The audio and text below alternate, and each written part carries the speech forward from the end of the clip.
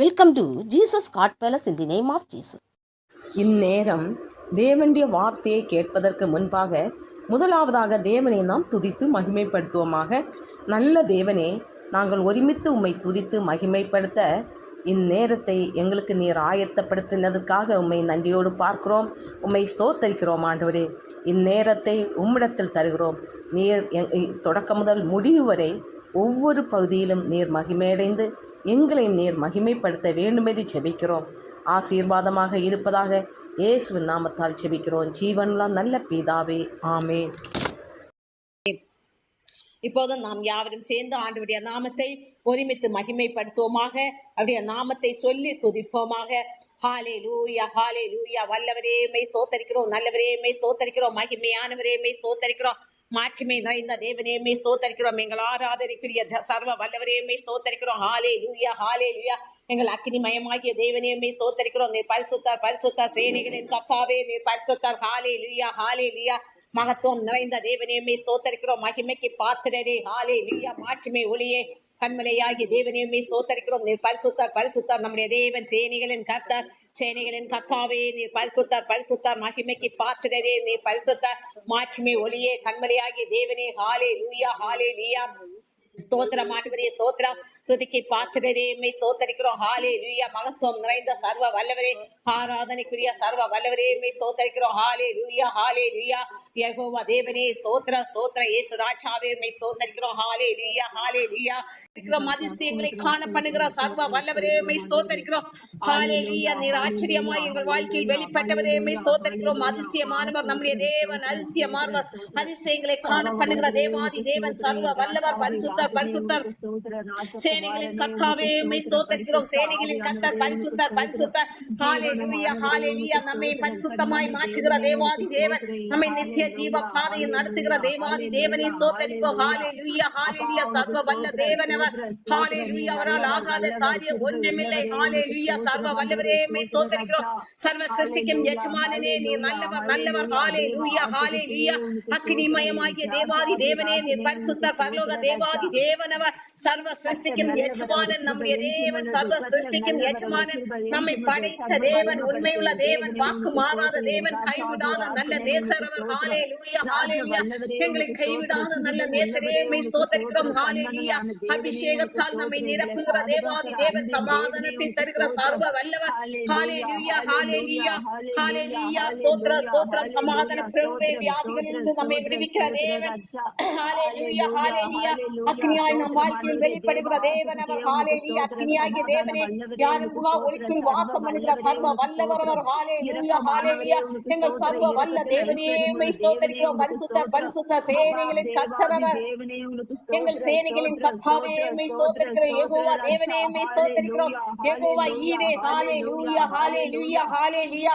அதிசயங்களை காண பண்ணுகிற சர்வ வல்லவரே, எங்கள் சர்வ சிருஷ்டிக்கும் எஜமானனே நீர் நல்லவர் நல்லவர். ஹalleluya ஹalleluya ஹalleluya. அக்கினிமயமாய் நம் வாழ்க்கையில் வெளிப்படுகிற விடுதலை நாயகனவர். ஹalleluya. எங்கள் விடுதலை நாயகனே மெய் ஸ்தோத்தரிக்கிறோம். பரிசுத்தர் பரிசுத்தர், சேனைகளின் கர்த்தாவே நீர் பரிசுத்தர் பரிசுத்தர். ஹalleluya ஹalleluya. போற்றுதலுக்குரிய தேவனவர், ஆராதனைக்குரிய தேவன், சர்வ லோகாதிபதியே மெய் ஸ்தோத்தரிக்கிறோம். சர்வ சிருஷ்டிக்கும் எஜமானனே. ஹalleluya. எங்கள் மீது அன்பு வைத்து எங்களை ஏற்றுக்கொண்ட தேவனே, எங்களை மீட்டுக் கொண்ட தேவனே. ஹalleluya ஹalleluya ஹalleluya. நன்மைகளின் நாயகனவர், நமக்கு நன்மைகளை செய்கிற தேவாதி தேவனவர். ஹalleluya ஹalleluya. எல்லாராலும் கைவிடப்பட்டாலும் அவர் நம்மை விட்டு விலகுவதும் இல்லை. நம்மை விட்டு விலகாத நல்ல நேசராய் இருக்கிற தேவாதி தேவனை ஸ்தோத்தரிப்போம். ஹalleluya. அவர் நல்ல நேசரவர். ஹalleluya. அவருடைய அன்பிற்காக, அவருடைய இரக்கங்களுக்காக ஸ்தோத்தரிப்போம். இரக்கத்தால் மீட்டுக் கொண்டாரே, அவருடைய கிருபையால் நம்மை மீட்டுக் கொண்டாரே. ஹalleluya ஹalleluya. அவருடைய இரக்கங்களால் நம்மை சேர்த்து கொண்டாரே, அணைத்துக் கொண்டாரே. ஸ்தோத்திரம் ஸ்தோத்திரம் ஆண்டவரே. ஹalleluya ஹalleluya.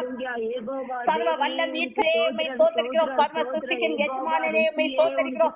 ஹalleluya. எங்கள் அக்னியாய் எங்கள் வாழ்க்கையில் வெளிப்பட்டவரே. ஹalleluya. எங்கள் குடும்பங்களில் விடுதலை தருகிற தேவாதி தேவனே, எங்கள் வாழ்க்கையிலும் எங்கள் குடும்பங்களிலும் விடுதலை தருகிற தேவாதி தேவனே நீர் நல்லவர் நல்லவர், நன்மைகளின் நாயகனே. ஹalleluya ஹalleluya. ராஜாதி ராஜா அவர், கர்த்தாதி கர்த்தர், ராஜாதி ராஜா கர்த்தாதி கர்த்தர் என்கிற நாமத்தை உடைய தேவாதி தேவனே மை ஸ்தோத்தரிக்கிறோம். ஹalleluya எல் ஷடாய் எல் ரோயி ஹalleluya ஹalleluya எபனேசரே நல்ல எபனேசராய் எங்கள் வாழ்க்கையில் இருக்கிறவரே மை ஸ்தோத்தரிக்கிறோம். அவர் நல்ல எபனேசராய் நம் வாழ்க்கையில் இருக்கிறாரே. இம்மட்டுமாய் நடத்திய தேவன் இனிமேலும் நம்மை நடத்தி செல்கிற தேவாதி தேவன், நம்மை கரம் பிடித்த கல்வாரி நாயகனவர். ஹalleluya எங்கள் கல்வாரி நாயகனே, எங்களுக்காக இரத்தம் சிந்தி எங்களை மீட்ட தேவாதி தேவனே மை ஸ்தோத்தரிக்கிறோம். நீர் பரிசுத்தர் பரிசுத்தர் பரலோக வல்லவர் சர்வ வல்லவரே, நீர் பரிசுத்தர் பரிசுத்தர். ஆராதனை ஆராதனை ஆராதனை நித்திய ஜீவனே ஆராதனை நித்திய பிதாவே ஆராதனை நித்திய ஜீவனே ஆராதனை நித்திய பிதாவே ஆராதனை வல்லமே ஆராதனை மகிமையே ஆராதனை வல்லமே ஆராதனை மகிமையே ஆராதனை ஆராதனை ஆராதனை ஆராதனை ஆராதனை உன்னதரே ஆராதனை கல்வாரி நாயகனே ஆராதனை உன்னதரே ஆராதனை கல்வாரி நாயகனே ஆராதனை நல்லவரே ஆராதனை நன்மைகளின் நாயகனே ஆராதனை நல்லவரே ஆராதனை நன்மைகளின் நாயகனே ஆராதனை ஆராதனை ஆராதனை ஆராதனை ஆராதனை யெகோவா தெய்வமே ஆராதனை யெகோவா ராபா ஆராதனை யெகோவா தெய்வமே ஆராதனை யெகோவா ராபா ஆராதனை அடைக்கலமே ஆராதனை வாழ்வின் ஒளியே ஆராதனை அடைக்கலமே ஆராதனை வாழ்வின் ஒளியே ஆராதனை ஆராதனை ஆராதனை ஆராதனை ஆராதனை ஆராதனை ஆராதனை ஆராதனை ஆராதனை. இப்போதும் நாம் வசனத்துக்கு நேராக கடந்து செல்லலாம். ஏசாயா 5ஆம் அதிகாரம் எடுத்துக்கொள்ளுங்கள். பைபிள் இருக்கிறவங்க பைபிள் எல்லோருக்கும் இருக்க வேண்டும். நமக்கு வாசிக்க தெரிந்தாலும் வாசிக்க தெரியாவிட்டாலும் நாம பைபிள் வைத்திருக்க வேண்டும். நமக்கு பைபிள் தான் அவர் வார்த்தையின் வடிவமானவர். நமக்கு வார்த்தைகளை அனுப்பி விடுவிக்கிற தேவன். ஆகையினால் நாம பைபிள் எடுத்து வைக்க வேண்டும், பைபிள் வாசிக்கவும் வேண்டும். ஏசாயா 5ஆம் அதிகாரம், பழைய ஏற்பாடு 810வது பக்கம். பழைய ஏற்பாடு 810வது பக்கம். ஏசாயா 5:2 முதல் 7 வசனங்களை நான் வாசிக்கிறேன். ஏசாயா 5:1 முதல் வாசிக்கலாம்.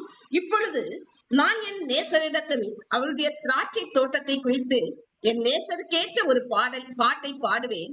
என் நேசருக்கு மகா செழிப்பான மேட்டிலே ஒரு திராட்சை தோட்டம் உண்டு. அவர் அதை ஏறி எடித்து அதில் உள்ள கற்களை பொறுக்கி அதிலே நற்குல திராட்சை செடிகளை நட்டு அதன் நடுவில் ஒரு கோபுரத்தை கட்டி அதன் ஆலையையும் உண்டு பண்ணி அது நல்ல திராட்சை பழங்களை தருமென்று காத்திருந்தார். அதுவோ கசப்பான பழங்களை தந்தது. எருசலேமின் குடிகளே, யூதாவின் மனுஷரே, எனக்கும் என் திராட்சை தோட்டத்துக்கும் நியாயம் தீருங்கள். நான் என் திராட்சை தோட்டத்திற்காக செய்யாத எந்த வேலையை அதற்கு நீர் செய்யலாம்? அது நல்ல திராட்சை பழங்களை தரும் என்று நான் காத்திருக்க அது கசப்பான பழங்களை தந்ததென்ன? இப்போதும் நான் என் திராட்சை தோட்டத்துக்கு செய்வதை உங்களுக்கு அறிவிப்பேன். அதன் வேலியை எடுத்து போடுவேன், அது மேய்ந்து போடப்படும், அதன் அடைப்பை தகர்ப்பேன், அது மிதியென்று போம். அதை பாழாக்கி விடுவேன், அதன் கிளை நறுக்கப்படாமலும் களை கொத்தி எடுக்கப்படாமலும் போவதனால் முச்செடியின் நெருங்கிலும் முளைக்கும், அதன் மேல் மழை பெய்யாதபடிக்கு மேகங்களுக்கு கட்டளையிடுவேன் என்றார். சேனைகளின் கர்த்தருடைய திராட்சை தோட்டம் இஸ்ரவேலின் வம்சமே. அவருடைய மனமகிழ்ச்சியின் நாற்று யூதாவின் மனுஷரும். அவர் நியாயத்துக்கு காத்திருந்தார், இதோ கொடுமை நீதிக்கு காத்திருந்தார், இதோ முரண்பாடு.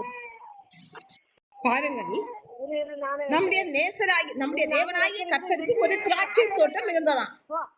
அந்த திராட்சை தோட்டத்தை அவர் என்ன பண்ணினாராம்? திராட்சை தோட்டம் நாம் தான் அவருடைய திராட்சை தோட்டம். இஸ்ரவேலின் வம்சமே அவருடைய திராட்சை தோட்டம் என்று சொல்லப்பட்டிருக்கிறது. 7ஆம் வசனத்தில் சேனேலின் கர்த்தருடைய திராட்சை தோட்டம் இஸ்ரவேலின் வம்சமே. நாமே அவருடைய வம்சம், அவருடைய ஜனம். அப்பா பிதாவே என்று அழைக்கிற புத்திர சிவிகாரத்தை அவர் நமக்கு தந்திருக்கிறார். ஆகையால் அவர் நம்மை அவருடைய திராட்சை தோட்டமாக வைத்திருக்கிறார். அப்ப திராட்சை தோட்டம் என்றால் நாம ஒரு தோட்டம், நம்முடைய வீட்டில் ஒரு பூந்தோட்டம் வைக்கிறோம், அல்லனா ஒரு காய்கறி தோட்டம் வைக்கிறோம், ஒரு மாடி தோட்டம் வைக்கிறோம். நாம் அதை எப்படியாக பராமரிப்போம் என்று நமக்கே தெரியும். அதை புல் வளராமல், முட்கள் அதில் வளராமல், களைகள் வளராமல், அதை பண்படுத்தி அதை பாதுகாக்கிறோம். பூச்சிகள் அதில் வந்து விழாமல், பூச்சிகள் வந்தால் அது நல்ல காய்களை கொடுப்பதில்லை, அது இல்லைன்னா நல்ல பூக்களை அதை கொடுப்பதில்லை. ஆகையினால் பூச்சிகள் அதை வந்து தின்னாமலும், மேலும் அதை எப்படியாக நாம வேறு ஆடு மாடுகள் பிற ஏதாவது ஒன்று வந்து அதை சேதப்படுத்தாமல் நாம் அது ஒரு வேலியாக வைத்திருப்போம் நம்முடைய தோட்டத்தை. அப்போதுதான் அது நல்ல பலனை தரும். அதை வந்து அது வந்து களை கொத்தி உரத்தை போடுவோம், நீர் பாய்ச்சுவோம். இப்படியாக கொடுக்கும் போது, அதற்கு ஏற்ற ஒரு போஷாக்கை கொடுக்கும் போது அந்த தோட்டத்தில் உள்ள மரங்களில் இருந்து நல்ல கனிகள் நமக்கு கிடைக்கிறது. ஒரு புஷ்டியான நமக்கு பலனை தருகிற கனியை தரும்போது நாம் அந்த அளவுக்கு மகிழ்ச்சி அடைவோம். ஒரு ரோஸ் செடியை கூட நாம வைத்து அதை நாம பராமரித்து அதற்கு ஏற்ற தண்ணீரையும் அதற்கு ஏற்ற உரத்தையும் கொடுத்து அதை பூச்சிப்புழு விழாமல் பராமரித்து வந்து ஒரு புஷ்டியான ஒரு செழிப்பான ஒரு சில பூக்களை அது கொடுக்கும் போது அது நமக்கு அவ்வளவு மன மகிழ்ச்சியை தரும். இது நான் வேலியடித்து பாதுகாத்து அதை உருவாக்கிய செடி, இது என்னுடைய செடி. நாம் அதை பார்த்து என்ன செய்வோம்? இது என்னுடைய செடி, நான் வாங்கி வைத்தது, நான் தான் இதற்கு தேவையானதை எல்லாம் அதுக்கு கொடுத்து இதை பண்படுத்தி இதை பாதுகாத்து வந்தேன். இது இன்னைக்கு மலர்ந்து நிற்கிறது, நிறைய பூக்களை கொடுத்தது என்று பார்க்கும் போது நாம மனமகிழ்ச்சியோடு பூரித்துக் கொள்வோம். அப்படியாகத்தான் நம்முடைய தேவனும் அவருக்கு ஒரு தோட்டத்தை வைத்திருந்தார், அதுக்கு வேலி அடித்து வைத்திருந்தார். வேலி அடித்து ஏன் வைத்திருந்தார்? அது யாரும் அதுக்குள்ளே வந்து பிசாசானவன் அதுக்குள்ளே வந்து அதை கெடுக்காதவாறு அங்கே வேலி அடித்து வைத்தார். அப்படியாகத்தான் ஆதியிலே நம்ம ஆதியாகமம் 1ஆம் அதிகாரத்தில் இப்படியாக சொல்லப்பட்டிருக்கிறது. அங்கே 1ஆம் வசனத்தை நாம் வாசிக்கும் போது, தேவனாகிய கர்த்தர் உண்டாக்கின சகல காட்டு ஜீவன்களை பார்க்கிலும் சர்ப்பமானது தந்திரம் உள்ளதாய் இருந்தது. அது ஸ்திரியை நோக்கி, நீங்கள் தோட்டத்தில் உள்ள சகல விருட்சங்களின் கனியை புசிக்க வேண்டாம் என்று தேவன் சொன்னது உண்டோ என்றது. அப்ப பாருங்கள், அங்கே அந்த சர்ப்பமானது அங்கே தோட்டத்துக்குள் புகுந்தது. அப்ப சரியாக வேலி அங்கே பராமரிக்கப்படவில்லை. எங்கேயாவது வேலி என்ன பண்ணி இருக்கும்? அது சரியான இல்லாமல் இருந்திருக்கு, வேலி உடைந்து போய் இருந்திருக்கலாம். அங்க ஒரு பாதுகாப்பற்ற நிலை இருந்ததனால்தான் சர்ப்பம் அங்கே தோட்டத்துக்குள் புகுந்தது. ஆனால் நம்முடைய தேவன் அவர் எந்த ஒரு ஜந்துக்களும் உள்ளே நுழையாதவாறு வேலி அடித்து வைத்திருந்தார் தன்னுடைய தோட்டத்தை, தன்னுடைய ஜனத்துக்கு. ஆபத்து வந்துவிடும் என்று அங்கே ஆதியாகமத்தில் ஆதாமுக்கு தேவன் கொடுத்த அந்த ஏதேன் தோட்டத்தில் சர்ப்பம் அங்கே உள்ளே புகுந்ததனால் தான் அங்கே குழப்பத்தை உருவாக்கிட்டு ஸ்திரீயானவள் அவள் சாப்பிடக்கூடாது என்று தேவன் சொன்ன கனியை சாப்பிடும்படி அங்கே அது வற்புறுத்திட்டு, அப்படியாக ஆதாமும் அதை சாப்பிடுறதுனால்தான் அவர்கள் சாபத்துக்கு, ஆண்டவருடைய கோபத்துக்கு உட்பட்டு சாபத்துக்கு அங்கே உட்பட்டு போகிறார்கள். அப்ப நம்முடைய அந்த வேலியை சரியாக இல்லை என்றால் அங்கே தந்திரமாய் பல ஜந்துக்கள் புகுந்து வரும்போது நம்முடைய குடும்பம் எப்படியாக மாறுகிறது? பல துன்பங்களுக்கு இடைப்பட்டு போகும்போது சாபத்துக்கு, பாவத்துக்கு உட்பட்டு போகிறது குடும்பம். பாவத்துக்கு எப்படி உட்படுகிறது? அங்கே தேவையில்லாத தேவையில்லாத தேவனுக்கு பிரியமில்லாத அருவருப்புகள் குடும்பங்களில் நடக்கும் போது அவர்கள் பாவத்துக்கு உட்பட்டு போகிறார்கள். இன்றைக்கு எங்க எடுத்துக்கொண்டாலும் போதை, அடிமை பழக்கங்களுக்கும், விபச்சாரங்களுக்கும், இப்படிப்பட்ட வேசி மார்க்கங்களுக்கும் போய் கொண்டிருக்கிறார்கள். கொலை இதோட பாவ பழக்கங்கள், இதனால் சாபங்களை பெற்றுக் கொள்கிறார்கள். இப்படியாகத்தான் அங்கே ஏதேன் தோட்டத்துக்குள் புகுந்து சர்ப்பம் அவர்களை குழப்பி அவர்களை என்ன பண்ணிச்சு, திசை திருப்பி அவர்களுடைய வாழ்வில் சாபத்தை கொண்டு வரும்படி பண்ணது. ஆனால் தேவன் எப்படியாக அந்த தன்னுடைய தோட்டத்தை வேலி அடித்து வைத்தாராம். அங்கே ஒரு வேலியை அழித்து அதில் உள்ள கற்களை எல்லாம் பொறுக்கினாராம். அந்த தோட்டத்தில் கற்கள் இருந்ததாம். அதையெல்லாம் பொறுக்கி, அது கற்கள் என்றால் தேவையில்லாத காரியங்கள் குடும்பங்களில் தன்னுடைய ஜனங்களின் மத்தியில் இருக்கிற அருவருப்பான காரியங்களை எல்லாம் நீக்கி போடுகிறாராம். போட்டு அதிலே நற்குல திராட்சை செடிகளை நட்டு பாருங்க. அவர் நற்குல என்றால் நல்ல பலனை தரக்கூடிய நல்ல ஜாதி வகை. திராட்சை செடிகளிலும் பல விதமான ஜாதிகள் இருக்கலாம். நல்ல கனிகை தரக்கூடிய நல்ல ஜாதி வகையான அந்த திராட்சை செடிகளை நட்டு அதன் நடுவில் ஒரு கோபுரத்தை கட்டி அதில் ஆலையையும் உண்டு பண்ணி, ஆலையை எதுக்காக உண்டு பண்ணுகிறார்? அதில் வருகிற கனிகளை எடுத்து அதை திராட்சை ரசங்களாக மாற்றுவதற்காக. அந்த திராட்சை ரசம் நமக்கு நம்ம சரீரத்துக்கு ஆரோக்கியத்தை தருவதற்காகத்தான் அவர் அப்படியாக அங்கே செய்கிறார். ஆலையை உண்டு பண்ணி அது நல்ல திராட்சை பழம் தரும் என்று காத்திருந்தாராம். பாருங்கள். அப்ப நாம ஒரு செடியை நடுகிறோம், ஒரு மரத்தை நடுகிறோம், அதை பண்படுத்தி பாதுகாத்து ஒவ்வொரு நாளும் அதன் வளர்ச்சியை பார்க்கிறோம். நாம் என்ன செய்கிறோமோ அதைத்தான் தேவனும் அங்கே பார்த்து கொண்டு செய்கிறார். அப்ப அதன் வளர்ச்சி அது நல்ல ஒரு பலனை தரும்போது நாம அது நிறைய மாங்கனிகள், மாமரம் நட்டு பல வருடங்களுக்கு அப்புறம் நல்ல கனியை தரும்போது, இல்லை என்றால் குறைந்த காலத்தில் தரக்கூடிய கனிகளை தரக்கூடிய மரங்களை நட்டு அது நல்ல கனிகளை தரும்போது அது நமக்கு எவ்வளவு சந்தோஷத்தை கொடுக்கும். நாம எவ்வளவுதான் வெளி இடங்களிலிருந்து வாங்கி புசித்தாலும் அந்த மரத்தில் ஒரு கனியாக இருந்தாலும் அது நமக்கு, அது சிறு விலையை கொடுத்து வாங்கக்கூடிய பொருளுக்கு ஏற்றதாக இருந்தாலும் அது அந்த காயை பார்த்ததும் நமக்கு அவ்வளவு சந்தோஷம் வரும். அப்படியாகத்தான் அவர் காத்திருந்தாராம். அது நல்ல கனியை தரும், அது மிகுந்த பலனை எனக்கு தரும், எனக்கு ஒரு மனமகிழ்ச்சியை தரும். நான் நட்ட போது இருந்ததை விட அது இப்போ கனி தரும்போது அது எனக்கு மிகுந்த சந்தோஷத்தை தரும் என்று அவர் காத்திருந்தாராம். பாருங்கள், அவர் எத்தனை நாட்களாக காத்திருந்திருக்கிறார் பாருங்கள். நாமும் அப்படித்தானே காத்திருப்போம். அப்படியாக காத்திருந்தாராம். ஆனால் அதுவும் அந்த மரமும் அவருக்கு ஏமாற்றத்தை கொடுத்ததாம். அந்த திராட்சை தோட்டமோ அங்கே உள்ள அந்த திராட்சை செடிகளோ அவருக்கு ஏமாற்றத்தை கொடுத்ததாம். அப்படியாக கசப்பான கனிகளை கொடுத்ததாம், கசப்பான பழங்களை தந்ததாம். அதனால் அவருக்கு கோபம் வந்தது. நான் இவ்வளவு வேலி அடித்தேன், கற்களை பொறுக்கி அதை சரியாக நட்டு அதற்கு செய்ய வேண்டிய எல்லா காரியங்களையும் கொடுத்தேன், போஷாக்குகளை கொடுத்தேன், ஆனால் கலைகளை எல்லாம் எடுத்து மாற்றினேன். ஆனால் அது எனக்கு கசப்பான கனிகளை தந்ததென்று அவர் அந்த இஸ்ரவேல் ஜனத்தை பார்த்து சொல்லுகிறார். எவ்வளவு வேதனைப்பட்டிருப்பார் பாருங்கள். அந்த இஸ்ரவேல் ஜனமாகிய நம்மை அவர் எப்படியாக வேலி அடித்து பாதுகாக்கிறார், நமக்கு தேவையானதை போஷிக்கிறார், தேவையான காரியங்களை எல்லாம் நமக்கு செய்து தருகிறார்.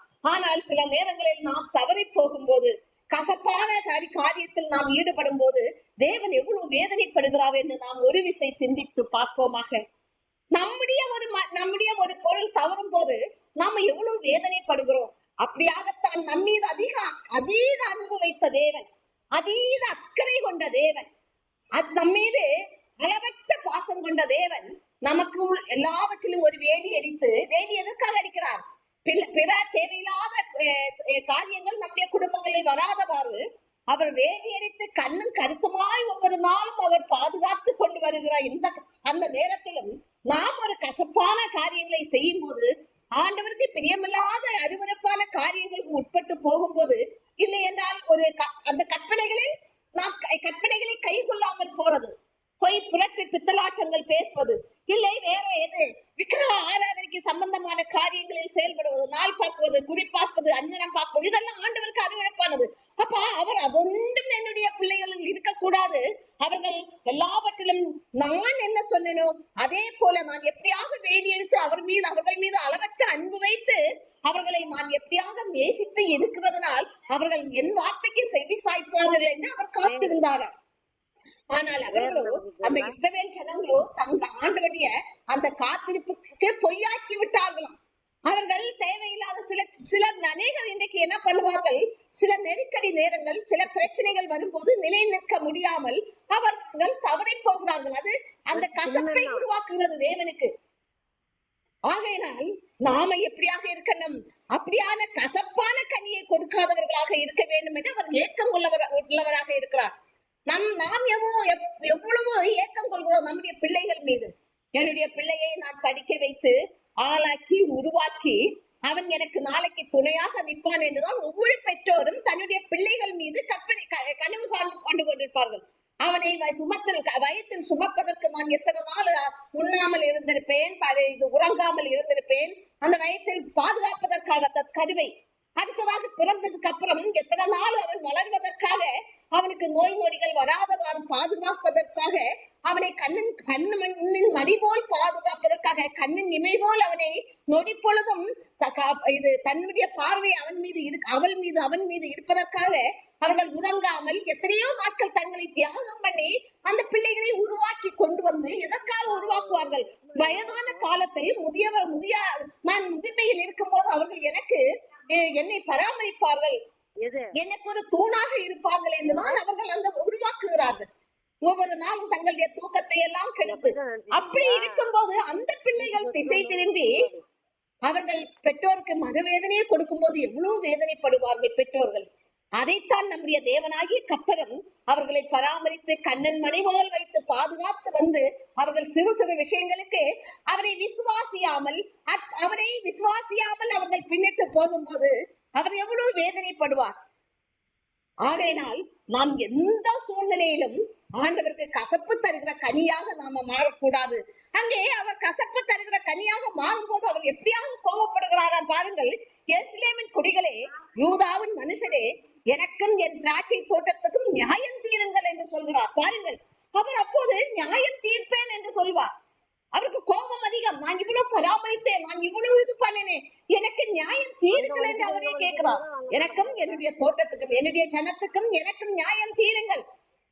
நான் அவர்களுக்கு செய்ய வேண்டிய எல்லாவற்றையும் செய்தேன், அவர்களுக்கு ஒரு குறைவுமின்றி அவர்களை வேலியெடுத்து பாதுகாத்தேன், அவர்களுடைய தேவை அறிந்து நடத்தினேன். அப்படி இருக்கும் போது அவர்கள் கசப்பான கனியை கொடுப்பது நியாயமா? நான் என் திராட்சை தோட்டத்திற்கு செய்யாத எந்த வேலையை அதற்கு இனி என்ன செய்யலாம்? நான் எல்லா வேலையும் என் திராட்சை தோட்டத்துக்கு செய்தேன், அது நல்ல திராட்சை பழங்களை தரும் என்று நான் காத்திருக்க அது கசப்பான பழங்களை தந்தது என்ன? அவர் கேள்வி கேட்கிறார். அது எப்படி தரலாம் கசப்பான பழங்களை? நல்ல பழங்கள் தரும் என்றல்லவா நான் இவ்வளவு வேலை செய்தேன். அப்ப அவர் வேலை செய்கிறார். அந்த ஜனத்தின் மீது அக்கறையாக இருந்து நாம பார்க்கிறோம். இஸ்ரவேல் ஜனத்துக்கு மன்னாவை போஷித்தார். எப்படியெல்லாம் அந்த 40 வருட காலமும் மன்னாவை போஷித்தார், அவர்களை வேலியெடுத்து பாதுகாத்தார். அப்படி இருந்தும் அந்த ஜனங்கள் திசை திரும்பின போது தேவன் கோபம் கொண்டு அவர்கள் அந்த எதிராளி நாடுகளுக்கு ஒப்பு கொடுத்தார் என்று வேதத்தில் பார்க்கிறோம். அப்படியாகத்தான் அவர் செய்வாராம். கசப்பான பழங்களை தந்ததென்ன? இப்போதும் நான் என் திராட்சை தோட்டத்துக்கு செய்வதை உங்களுக்கு அறிவிப்பேன். அவர் சொல்கிறார், அதன் வேலியை எடுத்து போடுவேன். இப்ப வேலியை எடுத்து போட்டதுன்னா யார் உள்ள நுழைவார்கள்? பிசாசு நுழைவார். நாம நேற்றை பார்த்தோம் யோபுவின் வாழ்க்கையில். யோபு பிசாசு ஆண்டவரிடம் சொல்கிறது, நீர் வேலியடித்து பாதுகாத்து வைத்திருக்கிறீர் அல்லவா யோபுவின் குடும்பத்தையும் யோபுவின் வாழ்க்கையை, நீர் வேலியெடுத்து போடும், அப்போது நான் உள்ளே புகுவேன் என்று. அப்போது அவனுடைய உத்தமத்தை, அதாவது நீரே கர்த்தர் என்று அவன் விசுவாசித்து வாழ்கிறதே, அப்போது அவனுடைய உத்தமம் அங்கே விளங்கும் என்று எப்படி பார்க்கலாம் என்று சாத்தான் அங்கே சவால் விடுகிறான் ஆண்டவரோடு. அப்போது ஆண்டவர் சொல்கிறார், அவன் வேலியை நான் எடுத்து போடுவேன், அப்போதும் அவன் உத்தமனாகத்தான் வாழ்வான். என்னுடைய நாமத்தை வீணிலே வழங்காதவாறு அவன் அங்கே என்னுடைய நாமத்தை பெருமைப்படுத்தி கொண்டுதான் இருப்பான். ஆனால் அவன் உயிருக்கு மட்டும் சேதத்தை உருவாக்க கூடாது என்று அவர் அங்கே வேலியை எடுத்து போடுகிறார். ஆனால் பாருங்கள், தேவன் இங்கே சொல்கிறார், இப்போது நான் என் திராட்சை தோட்டத்துக்கு செய்வதை உங்களுக்கு அறிவிப்பேன், அதன் வேலியை எடுத்து போடுவேன், அது மேய்ந்து போடப்படும். அங்கே யார் நுழைவார்கள்? பிசாசுகள், ஆடு மாடுகள் வந்து அதையெல்லாம் மேய்ந்து போடும். அதன் அடைப்பை தகர்ப்பேன், அது மிதியண்டு போம், அதை பாழாக்கி விடுவேன். அதன் கிளை நறுக்கப்படாமலும் களை கொத்தி எடுக்கப்படாமலும் போவதனால் முட்களும் நெரிஞ்சலும் முளைக்கும், அதன் மேல் மழை பெய்யாதபடிக்கு மேகங்களுக்கு கட்டளையிடுவேன் என்றார். சேனைகளின் கர்த்தருடைய திராட்சை தோட்டம் இஸ்ரவேலின் வம்சமே, அவருடைய மனமகிழ்ச்சியின் நாட்டு யூதாவின் மனுஷரே, அவர் நியாயத்துக்கு காத்திருந்தார், இதோ கொடுமை, நீதிக்கு காத்திருந்தார், இதோ முறைப்பாடு. பாருங்கள், தேவன் அங்கே நியாயத்துக்கு காத்திருக்கிறார். நான் இவ்வளவு நன்மைகளை செய்தேன், அப்படி இருந்தும் அவர்கள் அந்த சந்தர்ப்ப சூழ்நிலையை பயன்படுத்தி எனக்கு கசப்பை உருவாக்கி கொண்டார்கள். ஆகையினால் நான் அவர்களுக்கு என்ன செய்வேன்? அவர்கள் நெறிஞ்சு அவர்களுக்கு முட்கள் உருவாகும்படி, அதாவது இந்த நாலா பக்கமும் முட்களாக நிறையும் போது நமக்கு நடக்கிறதுக்கு கஷ்டமா இருக்கு. நமக்கு காலிலே எல்லாம் குத்துப்படும், 4 சைடு முட்கள். அப்ப நமக்கு அந்த சைடுக்கு போக வேண்டுமென்றால் அந்த முட்கள் மத்தியிலே தான் போக வேண்டும். அப்போது எவ்வளவு குத்து பாருங்கள், அப்ப எந்த அளவுக்கு வலிக்கும் பாருங்கள். அப்படியாக நான் அவர்களுக்கு செய்வேன், 4 பக்கமும் முட்கள் வளர்ந்து அவர்களை நெருக்கும். அப்ப நம்முடைய வாழ்க்கையிலும் நாம தேவனை விட்டு நீங்க அப்போது நமக்கு நன்றாகத்தான் இருக்கும். நான் அங்கே போனால் நல்லா இருக்குமா, இங்கே போனால் நல்லா இருக்குமா என்று நாம ஆண்டவரை விட்டு நாம திசை திரும்பி நம்முடைய சுய இச்சைகளுக்கு படியாக வாழ்வோம். ஆனால் கொஞ்ச நாட்களுக்கு அப்புறம் அங்கே எப்படியாக இருக்கும்? நெருஞ்சி முட்கள் நம்மை குத்தியது போல, நெருஞ்சி முட்கள் நம்மை குத்தி கிழிப்பது போல் நம்முடைய வாழ்க்கை துன்பத்தின் மேல் துன்பம் ஒன்றன் பின் ஒன்றாக வரும்போது அங்கே நாம் நிலை நிற்க முடியாமல் போகும். ஏன் இந்த ஆண்டவர் இந்த நெருஞ்சி முட்களை ஒப்பு கொடுக்கிறார் நம்முடைய வாழ்க்கையை? நாம் கசப்பான பழங்களை கொடுத்தோம். நம்முடைய கசப்பான பழம் என்றால் நம்முடைய வாழ்க்கை, அந்த ஆவியின் கனிகள் நம்முடைய வாழ்க்கையில் இருக்காது. சாந்தம், அன்பு, பொறுமை, தாழ்மை, இப்படிப்பட்ட ஆவியின் குணங்கள் அது நம்முடைய வாழ்க்கையில் இல்லாததனால்தான் அங்கே ஆண்டவருக்கு கசப்பாக மாறுகிறது.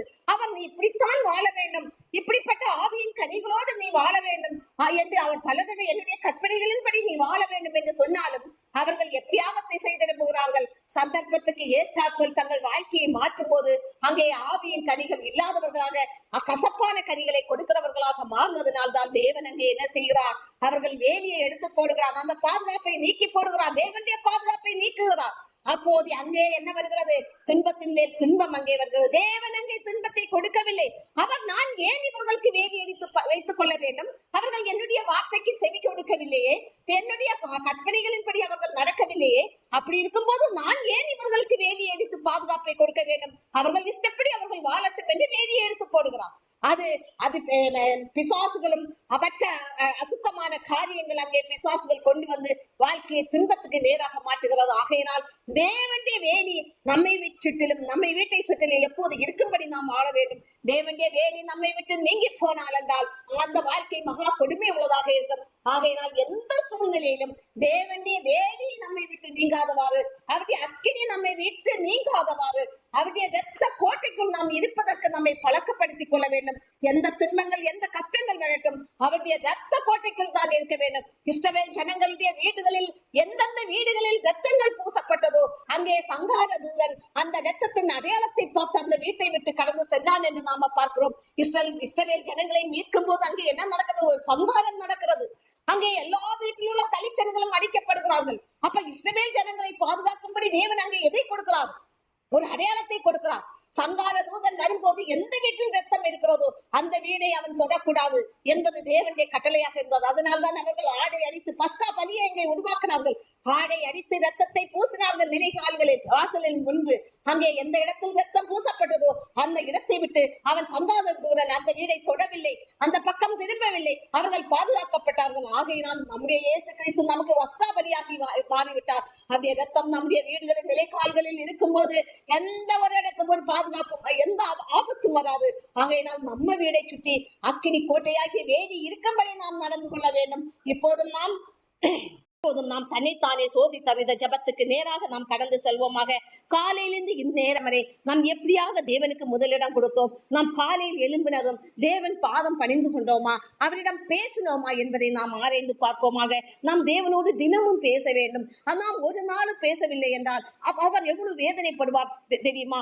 இப்ப ஒரு பிள்ளை இருக்கிறது, அந்த பிள்ளையோடு பெற்றோர் அவ்வளவு அன்பாக இருப்பார்கள். ஒரு நாள் அந்த பிள்ளையோடு பெற்றோர் பேசவில்லை என்றால் அந்த பிள்ளை எவ்வளவு வேதனைக்கு உட்பட்டு போகும். இருக்கிறோம், அதே போலதான் தேவனும் நம்ம அவருடைய பிள்ளைகளாக இருக்கிறோம். அதே போல ஒரு வயதான தகப்பன் தாய் இருக்கிறார்கள். அந்த பெற்றோர்களிடம் பிள்ளை பேசவில்லை என்றால் அந்த பெற்றோர்கள் எவ்வளவு வேதனைப்படுவார்கள். நான் இவ்வளவு தூரம் வளர்த்தினேன், இவ்வளவு தூரம் இவர்களை நடத்தினேன், இவர்களுக்கான ஒரு வாழ்க்கையை ஆயத்த பண்ணி கொடுத்தேன், இவர்களுக்கு தேவையான ஒரு படிப்பை, அவர்கள் வாழ்விற்கு எதிர்கால வாழ்வுக்குரிய ஒரு படிப்பை நான் இவர்களுக்கு நிறைவேற்றி கொடுத்தேன். ஆனால் இன்றைக்கோ அவர்கள் எங்களை தாங்காமல் போயிருக்கிறார்கள். ஒரு வார்த்தை கூட எத்தனையோ பெற்றோர் ஏங்குகிறார்கள், பிள்ளைகள் பேசாமல் இருக்கிறார்கள். அவர்கள் இன்றைக்கு அவர்களுக்கு பேச நேரம் இல்லாமல் போய்விட்டது என்று அவர்கள் எவ்வளவு அங்கலாய்க்கிறார்கள். அதைத்தான் நம்முடைய தேவனும் நம்மை போல் உணர்வுள்ள தேவன், அவர் ஜீவனுள்ள தேவன். ஆகையினால் அவரும் மனவேதனைக்கு உட்பட்டு போகிறவராக இருக்கிறார். ஆகையினால் நம்மை போல் தான் அவரும் என்றுதான் நாம் எப்போதும் நினைக்க வேண்டும். அவர் பயபக்திக்குரியவர், சிருஷ்டிகர், அவர் ஜீவன் தான் நமக்குள் இருக்கிறது. அதை குறித்து நாம போனால் நிறைய போகும், அவருடைய ஜீவன் எப்படியாக நமக்குள் வந்தது என்று. ஆகையினால் நாம் அவரோடு பேசினோமா என்று நம்மை ஆராய்ந்து பார்ப்போமாக. அவரோடு பேசவில்லை என்றால், ஆண்டவரே, நான் எந்த நேரத்தில் உம்மோடு பேசாமல் நான் ஒரு குற்றவாளியாக இருக்கிறேன் என்று நம்மை ஆராய்ந்து பார்ப்போமாக. இப்போது கல்வாரி சிலுவைக்கு நேராக நம்மை செய்திருப்போம். காலையிலிருந்து இந்நேரம் வரை நாம் எப்படியாக எந்த இடங்களிலெல்லாம் கடந்து சென்றிருக்கிறோம், நம்முடைய சிந்தைகள், செயல்கள் எந்த அளவுக்கு தேவனை விட்டு நீங்கி இருந்தது என்று நம்மை ஆராய்ந்து பார்ப்போமாக. பாவத்தின் உலகத்தில் நாம் கடந்து செல்கிறவர்களாக இருப்பதனால், பாவத்தின் அந்த சுவடுகள் நம்மையும் தாக்குவதனால் நாம் இப்போது பரிசுத்தமாக்கிக் கொள்வோமாக. அப்படி இரத்தத்தால் நாமும் நம்முடைய குடும்பமும் பரிசுத்தமாக்கப்படுவதாக. ஆமே ஆண்டவரே, உங்களுடைய கல்வாரி இரத்தம் எங்களை பரிசுத்தமாக மாற்றுவதாக. ஆமே, ஸ்தோத்திரம் ஆண்டவரே. நம்முடைய குடும்பத்தையும் பரிசுத்தமாக்குவாராக.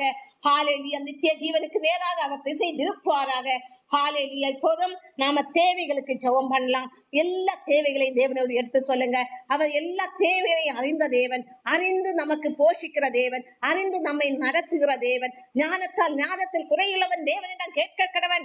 ஆண்டவரே, குடும்பத்தை நான் எப்படியாக நடத்த வேண்டும் என்கிற ஞானத்தை எனக்கு தாரும் என்று கேளுங்கள். என்னுடைய எதிர்கால வாழ்க்கையை நான் எப்படியாக நடத்த வேண்டும் என்கிற ஞானத்தை கேட்டு வாங்கிக் கொள்ளுங்கள். அவர் ஞானத்தை தருகிறவராக இருக்கிறார். யாது நமக்கு ஞானம் இல்லை என்றால் நம்முடைய வாழ்க்கையில் பல திண்டாட்டங்கள், நம்முடைய ஞான குறைவினால் செய்வதனால் பல போராட்டங்களை நாம் சந்திக்க வேண்டி வரும். ஆகையினால் தேவனே, ஒவ்வொரு இடத்திலும் நாம் ஞானமாக நான் செயல்பட வேண்டும் என்று அவரோடு கேட்டு பெற்றுக் கொள்ளுங்கள். அவர் ஞானத்தை தருகிறவராக இருக்கிறார். அதே போல் சில நேரங்களில் நாம மறந்து போகிறோம் சில காரியங்களை, அதற்காக ஜெபம் பண்ணலாம். ஆண்டவரே, நான் சில நேரங்களில் சிலவற்றை மறந்து போகிறேன், அதை நீ நினைவு கூற வேண்டும் ஆண்டவரே. அவன் தன் தகப்பனிடம் நாம் சென்று சொல்லும் போது, இந்த மனுஷர்களோடு செல்லும் போது அவர்கள் மறந்து போவார்கள். ஆனால் தேவன் மறக்காதவராக இருக்கிறார், நமக்கு அதை நினைவு கூர்ந்து தருகிறவராக இருக்கிறார். இப்படியாக ஒவ்வொரு காரியத்துக்கும் சின்ன சின்ன விஷயங்களாக இருக்கலாம், எல்லாவற்றையும் அவரிடம் சொல்லுங்கள். அவர் நமக்கு எல்லாவற்றையும் செய்து தர தயாராக இருக்கிற தேவன். அவர் நம்முடைய தகப்பனாக இருக்கிறார். ஒவ்வொன்றையும் கேட்டு கொள்ளுங்கள். ஆண்டவரே, ஸ்தோத்திரம் ஆண்டவரே. இப்போதும் சரீரத்தில் இருக்கிற பலவீனங்கள் எல்லாம் நீங்கி போகட்டும். ஒவ்வொருவருக்கும் ஆண்டவரே உமது வல்லமையை ஊற்றுவீராக. சரீரம் முழுவதும் ஆண்டவரே வல்லமையை ஊற்றி ஒரு விடுதலையை கட்டளையிட வேண்டும் ஜெபிக்கிறோம். திருமணத்துக்காக ஜெபிக்கிறவர்களுக்கு ஜெபிக்கிறோம். அவர்கள் ஏற்ற வரன்களை ஆயத்த பண்ணுங்க. கடன் பிரச்சனையோடு இருக்கிறவர்களுக்காக ஜெபிக்கிறோம். அவர்களுக்கு அதில் இருந்து மீண்டு வர உதவி பண்ணுங்க. பிள்ளைகளுடைய படிப்பை ஆசீர்வதிங்க. பிள்ளைகளை பாதுகாத்துக் கொள்ளுங்க. வாழ்வ பிள்ளைகளை பாதுகாத்துக் கொள்ளுங்க. சிறு பிள்ளை குடும்பத்தில் உள்ள ஒவ்வொருவரையும் நீர் பாதுகாத்துக் கொள்ள வேண்டும் ஜெபிக்கிறோம் ஆண்டவரே. ஹல்லேலூயா. உம்முடைய நன்மைகளால் குடும்பத்தை முடிசூட்டுங்க.